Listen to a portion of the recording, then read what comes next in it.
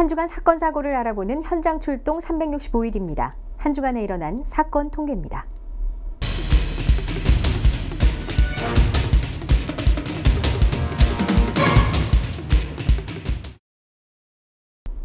운전자들이 고속도로나 자동차 도로에서 사고가 발생하거나 차가 고장났을 때 그 자리에서 견인 차량이 올 때까지 기다리는 행위가 2차 사고를 유발하고 치사율을 높이는 것으로 나타났습니다.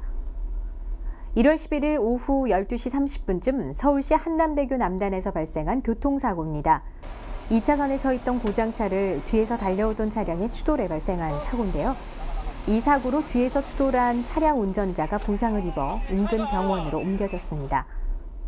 사고나 고장으로 달리던 차가 도로 위에서 멈췄을 때 2차 사고를 막기 위해서는 적절한 대처 방법을 알고 있어야 하는데요. 운전 중에 이런 경우가 발생한다면 비상등을 켜고 주변 교통 상황을 살피면서 갓길이나 안전지대로 차량을 옮겨야 합니다. 만약 차가 멈춰 움직이지 않을 경우에는 비상등을 켜고 보닛이나 트렁크를 열어두어야 합니다. 또 112에 먼저 신고한 후에 안전 삼각대가 있으면 차량 뒤쪽에 떨어진 곳에 세워두는 것이 좋습니다. 만약 고속도로에서 이런 일이 생겼을 경우에는 도로공사에서 운영하는 긴급 견인 제도를 이용해 2차 사고가 나지 않도록 해야 합니다. 담뱃불로 인한 화재 건수는 전체 화재의 10%를 넘고 있습니다. 요즘 들어 무심코 버린 담배꽁초가 화재의 원인이 돼 큰 사고로 번지는 경우가 많은데요. 주의하시기 바랍니다. 1월 11일 새벽 3시쯤 서울 영등포구 물레동의 한 주택 공동 화장실에서 화재가 발생했습니다.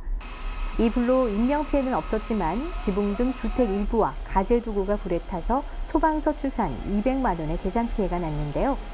소방당국은 누군가 화장실에서 피우다 버린 담뱃불이 화장실에 있던 쓰레기 더미에 떨어져 불이 난 것으로 보고 정확한 화재 원인을 조사 중입니다.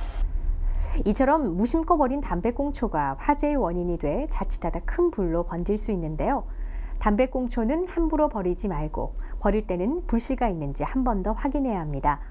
또한 담배는 재떨이가 있는 지정된 흡연 장소에서 피우도록 하고 재떨이 안에 물을 조금 부어두어 불씨가 쉽게 꺼지게 하는 것이 좋습니다. 한파가 이어지면서 배관이 얼지 않도록 열선을 사서 감는 경우가 많은데요. 잘못 설치하면 화재의 원인이 될 수 있으니 조심해야겠습니다. 1월 12일 밤 9시쯤 서울 중구 황학동의 한 보일러 판매점에서 불이 나 약 1,500만 원의 재산 피해가 발생했는데요. 경찰과 소방당국은 2층 화장실 배관에 감아둔 열선에서 불이 시작된 것으로 보고 정확한 화재 원인을 조사하고 있습니다. 열선은 주로 야외 화장실이나 상가처럼 밤에 난방이 취약한 곳에서 쓰이는데요. 정확한 설치 규정이 없다 보니 판매하는 곳마다 설치 방법을 다르게 설명하고 또 아무런 설명 없이 판매하는 곳도 많습니다. 열선으로 인한 화재를 예방하기 위해서는 KC 인증 제품을 사용하고 열선을 감을 때 촘촘히 혹은 겹쳐 감지 말고 성인 손가락 2-3개 간격으로 말아 보온재로 감싸면 됩니다. 최근 10년 사이 스키와 스노보드는 우리나라 대표 겨울 스포츠로 자리 잡았는데요. 스키 인구의 증가 속도보다 스키장 안전사고의 증가 속도가 더 빠르다고 합니다. 겨울에는 추운 날씨로 근육이 경직된 상태이기 때문에 작은 충격에도 큰 부상을 입을 수 있는데요. 주로 무릎 관절의 전방 십자인대가 가장 많이 손상되고 심한 경우에는 뇌진탕을 일으킬 수 있습니다. 따라서 스키장에서 사고를 당하지 않으려면 준비 운동을 철저히 해서 관절과 근육을 풀어주고 자기 수준에 맞는 슬로프를 선택하고 또 안전장비를 제대로 착용해야겠습니다. 이번 한 주도 안전하고 건강하게 보내세요. 현장 출동 365일 여기서 마치겠습니다.